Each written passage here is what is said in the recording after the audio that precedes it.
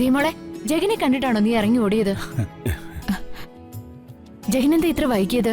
ഞാൻ ഫോൺ വിളിച്ചിട്ട് എടുത്തൂല. ഞാൻ ആകെ പേടിച്ചു പോയി. ഒരു പെട്ടി ഓട്ടോയിൽ കയറ്റാനുള്ള സാധനമായിട്ട് ഞാൻ ബൈക്കിൽ വരുമ്പോഴായിരിക്കും വന്ദന വിളിച്ചത്. അതാ ഞാൻ കേൾക്കാതിരുന്നത്.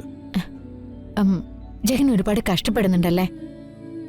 ആള് വല്ലാതെ അങ്ങ് ക്ഷീണിച്ചു. അത് വേറൊന്നും കൊണ്ടല്ല വന്ദനെ, ശരീരം അനങ്ങി പണിയെടുത്ത് ശീലമില്ലാത്തോണ്ടാ. ശീലമാവുമ്പോ ഈ ക്ഷീണമൊക്കെ താനെ മാറിക്കോളും. ഞാനേ അതെല്ലാം എടുത്ത് അകത്ത് വെക്കാം. ജഗൻ പോയി കുളിച്ചോ. അത്താഴൊന്നും കഴിച്ചില്ലല്ലോ. ഇന്നേ എല്ലാവർക്കുള്ള ആഹാരം ഞാൻ കൊണ്ടുവന്നിട്ടുണ്ട്. എന്റെ ദിയക്കുട്ടിക്കുള്ള സ്പെഷ്യൽ ഓംലെറ്റും.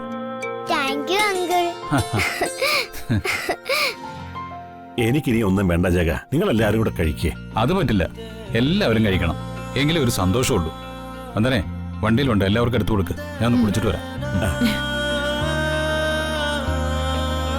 മോളെ, നിന്റെ ഭാഗ്യവാ ജഗനെ പോലെ ഒരാളെ ഭർത്താവായി കിട്ടിയത്. അത് വന്ദനമ്മയ്ക്ക് നേരത്തെ അറിയാലോ. അമ്പടി കള്ളി, നീ കൊള്ളാവല്ലോ. ഒരു ഓംലെറ്റിന്റെ പവറേ.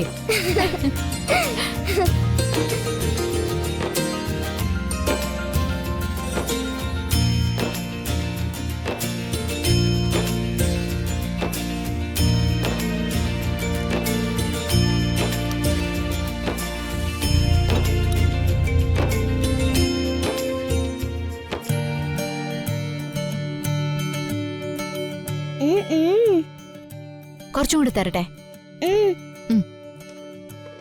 ജഗനങ്കിൾ, ഓംപ്ലേറ്റും തട്ടുദോശയും സൂപ്പർ.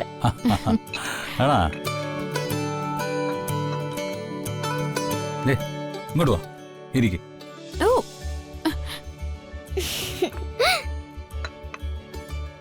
വന്നേ, അച്ഛനും അമ്മയ്ക്കോ കൊടുത്തില്ലേ? അവര് മുറിയിലേക്ക് കൊണ്ടുപോയി.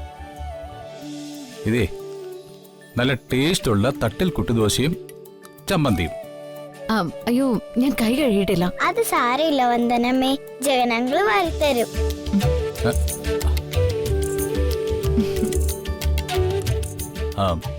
ദിയമോള് പറഞ്ഞാൽ ജഗനങ്ങളും ചെയ്യും. ദിയമോള് പറഞ്ഞില്ലെങ്കിൽ ജഗനങ്ങൾ വാരി ഒന്നും കൊടുക്കില്ല. എങ്കിൽ ദിയമോള് പറയുന്നില്ല.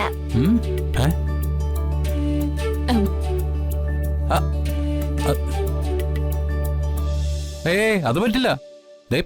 പറഞ്ഞതാ. നേരത്തെ പറഞ്ഞില്ലേ? ശരി, ഞാൻ ദോശ എടുത്തു തരാം.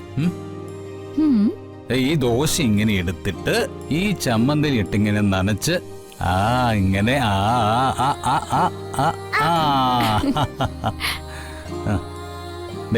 വീണ്ടും ഒരു ദോശ ഇങ്ങനെ എടുത്ത് അതും ചമ്മന്തിയിൽ ഇങ്ങനെ മുക്കി ഇങ്ങനെ ഇങ്ങനെ ഇങ്ങനെ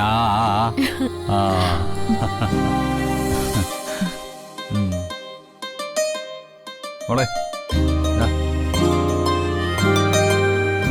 ജഗ, ഞാനൊരു കാര്യം പറയട്ടെ? എന്താ വന്ദനെ? ഈ വന്ദനയ്ക്ക് ജഗനെ കിട്ടിയില്ലായിരുന്നെങ്കിൽ അത് എന്റെ ജീവിതത്തിൽ മാത്രമല്ല, എന്റെ മോളുടെ ജീവിതത്തിലും ഏറ്റവും വലിയ നഷ്ടമായെന്നെ.